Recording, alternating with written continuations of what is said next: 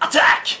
I am Dungeon Thrasher Lenny Blade, and this is the Dungeons and Thrashers show, and more specifically, it's the Adventures in Middle-earth, and this is episode 12, 11, something like that. This is the Erebor Adventures, and this is the last of the actual printed hardback books. There is one more product that I will review later on. It's only PDF, but I printed it out. And anyways, so today we will take a look at Erebor, which is Erebor Adventures, which is as you can expect, a couple of adventures set in and around the Lonely Mountain. And this is the companion piece to the Lonely Mountain Region Guide, which was the last book I reviewed. Now, you need the Lonely Mountain Region Guide in order to run Erebor Adventures properly, but you don't need Erebor Adventures, you know, in order to use this stuff.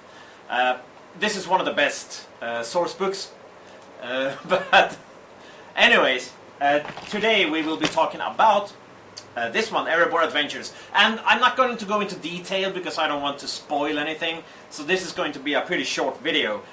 Good adventures. I haven't run them myself, but I've used bits and parts of it in my Wildlands campaign. So yeah, let's take a look at Erebor Adventures.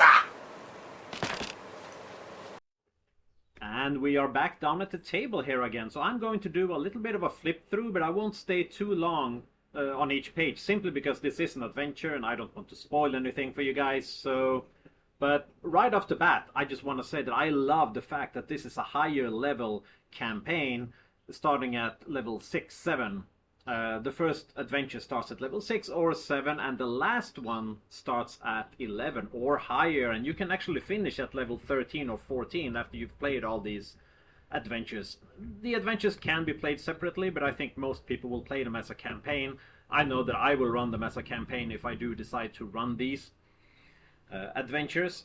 And now, another thing that's really good about this collection of adventures is that not only concerns the dwarves of the Lonely Mountain, as you can gather by the name of the book Erebor Adventures, right? It also concerns the men of Dale, which means that you will go to Dale and you will do adventuring in urban environments. So now we're adding a completely other component to the game, and you can use the rules from the Lonely Mountain Region Guide, the urban rules. So you can use grates and windows and other things of the environments when you are fighting. You can fight on rooftops, you can fight down in the sewers.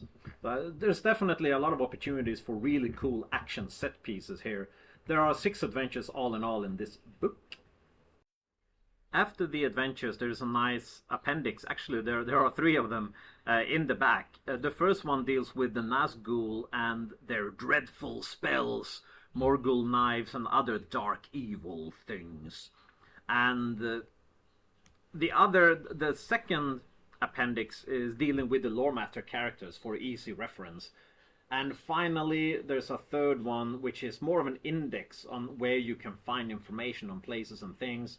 It's a very well laid out book, with one exception that I will talk about, and that is the second negative of this book. The first negative, I think, is the front cover artwork, and I know I'm nitpicking here, but I wanted to come up with something negative, and it's way too dark. I mean, and it's a shame because the artwork in itself is great. The second thing that may or may not be an issue for you, depending on your preference, is that the monster stat blocks are dispersed throughout the book. So whenever they are encountered in the adventure, that's where you will find the stat block.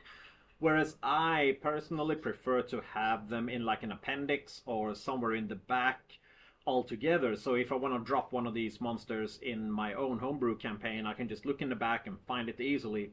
Now I understand that that's what the third appendix is for. You know, you can easily find what you're looking for, but it's just my preference.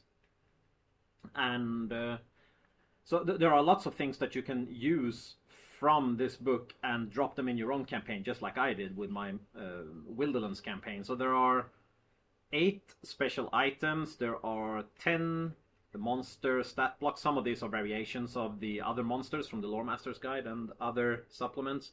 And there are 13 NPCs.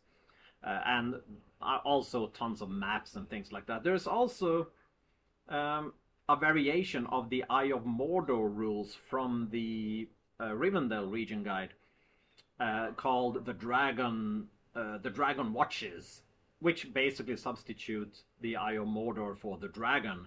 So you know, if you do certain things, you can, you know, you draw the attention of the dragon and so on. I can't say much more than that without spoiling stuff, so I won't say any more about that. But it's a cool mechanic.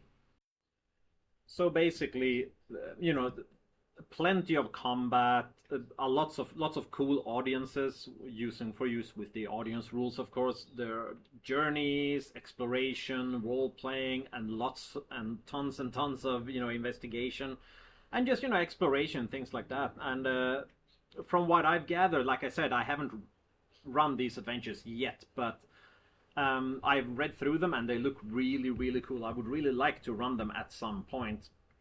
So, do I recommend them? I recommend...